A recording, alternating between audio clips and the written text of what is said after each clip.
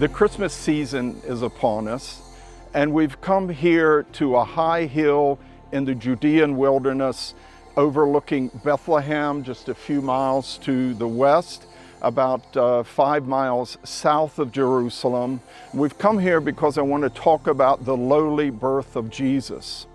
The prophet Micah spoke of Bethlehem's lowly status among all the clans and tribes of Israel. But you, Bethlehem Ephratah, though you are little among the thousands of Judah, yet out of you shall come forth the one to be ruler in Israel, whose goings forth are from old, from everlasting. Now this passage is quoted in Matthew chapter 2 in the story of the wise men from the east who came looking for the child born King of the Jews. Zechariah chapter 9 also says that this promised Messiah they were looking for would come lowly, riding on a donkey, a humble servant. He says, "Rejoice greatly, O daughter of Zion. Shout, O daughter of Jerusalem. Behold, your king is coming to you. He is just and having salvation, lowly and riding on a donkey." In other words, a humble servant.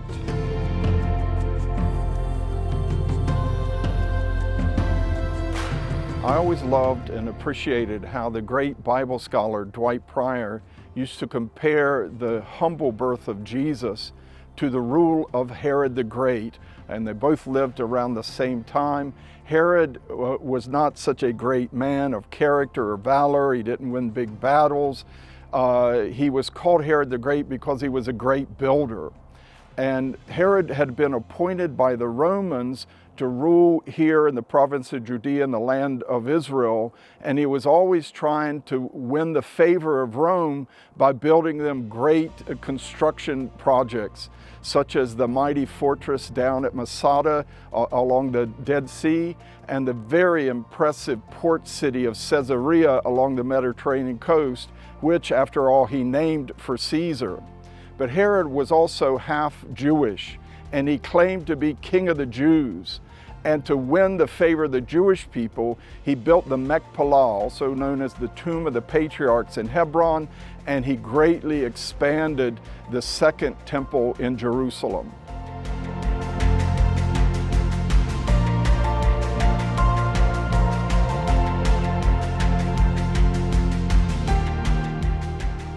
At the same time, Herod had a huge ego and built a massive palace for himself just south of Jerusalem called Herodium, where we are today.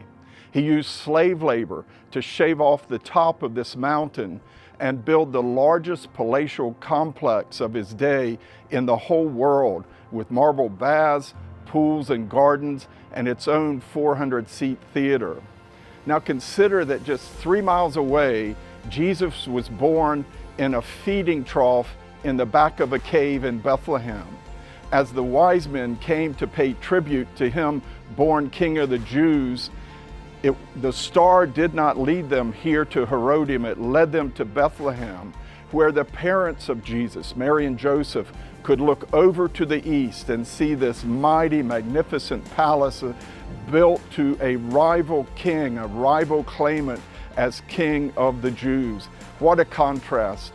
No wonder they fled to Egypt so quickly at the angel's warning. So this Christmas, let's remember the precious gift we received at the birth of Jesus, who came into this world in such a lowly setting. May he reign in our hearts this Christmas.